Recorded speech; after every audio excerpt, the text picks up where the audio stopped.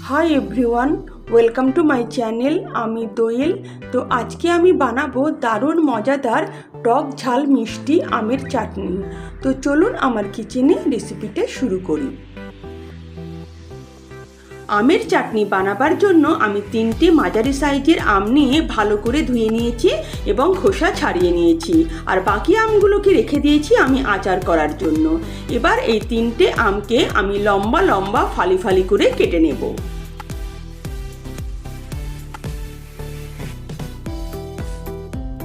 ছ-7টা রসুনের কোয়া নিয়েছি এবং রসুনের কোয়াগুলোকে আমি একটু থেতো করে নেব।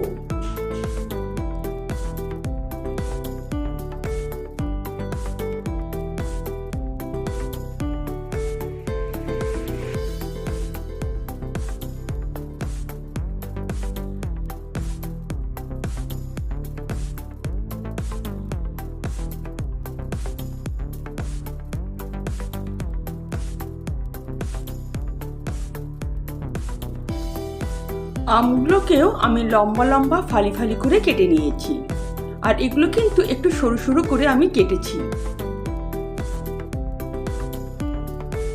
গ্যাস অন করে একটা কড়াই বসিয়ে দিয়েছি। কড়াইয়ের মধ্যে আমি 1 চামচ সাদা তেল আর 1 চামচ সরষের তেল নিয়ে নেব। আপনারা চাইলে শুধু সরষের তেলেও এই চাটনিটা রেডি করতে পারেন। তেল গরম হয়ে এলে এর মধ্যে আমি যে রসুনটা থেতো করে রেখেছি সেই রসুনটা আমি 1 চামচ দিয়ে দেব।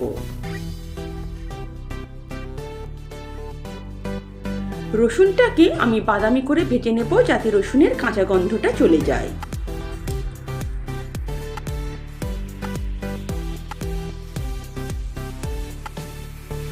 রসুনের কাঁচা গন্ধ চলে গেলে এবং বাদামি করে ভাজা হয়ে গেলে আমি 2টো শুকনো লঙ্কা এভাবে ছোট ছোট করে কেটে আমি তেলের মধ্যে দিয়ে দেব।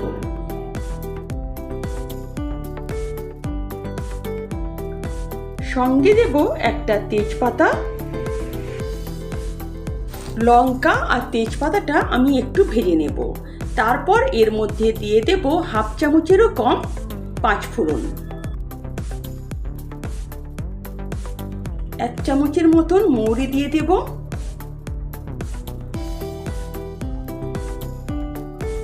এবার ভালো করে মৌরি আর 5 ফোড়নটাকে আমি তেলের সঙ্গে ভেজে নেব।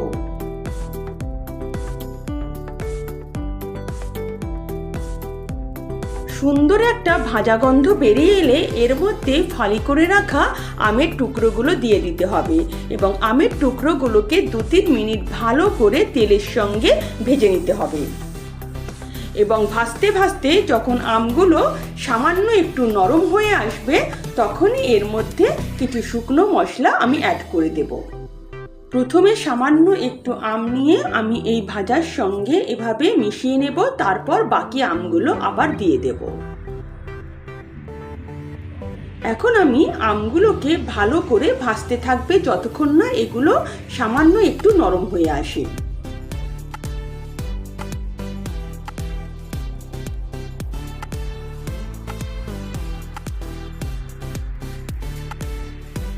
দু 3 মিনিট ভাজার পর আমগুলো যখন নরম হয়ে আসবে তখন এর মধ্যে 1/2 চামচ আমি লবণ দিয়ে দেব, 1/2 চামচেরও কম হলুদ গুঁড়ো আর সামান্য একটু লঙ্কা গুঁড়ো দিয়ে দেব।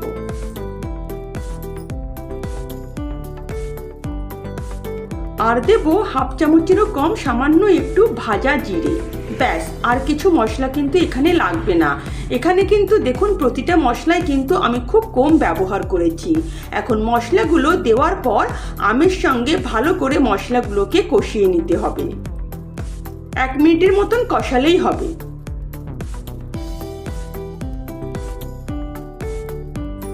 মশলার সঙ্গে আমগুলোকে 1 মিনিটের মতন ভালো করে আমি কষিয়ে নিয়েছি এবং দেখুন আমগুলো কিন্তু একদমই নরম হয়ে এসেছে। এখন এর মধ্যে আমি পরিমাণ মতন জল দিয়ে দেব।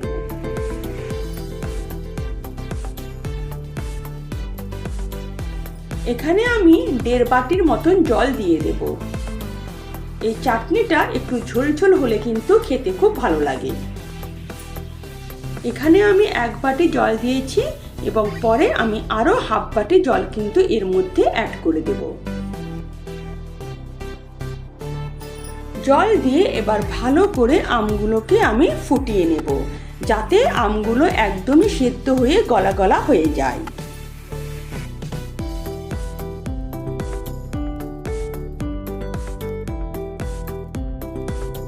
এভাবে আমগুলো ফুটে উঠলে আমি জাস্ট 2 মিনিটের মতন এভাবে কিন্তু আমগুলোকে ফুটতে দেব, যাতে ঝোলটা সামান্য একটু কমে আসে।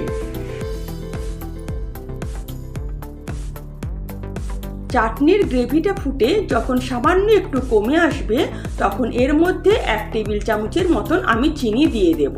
এর থেকে বেশি চিনি আমি দেব না, কারণ চাটনিটা আমি টক ঝাল মিষ্টি করছি।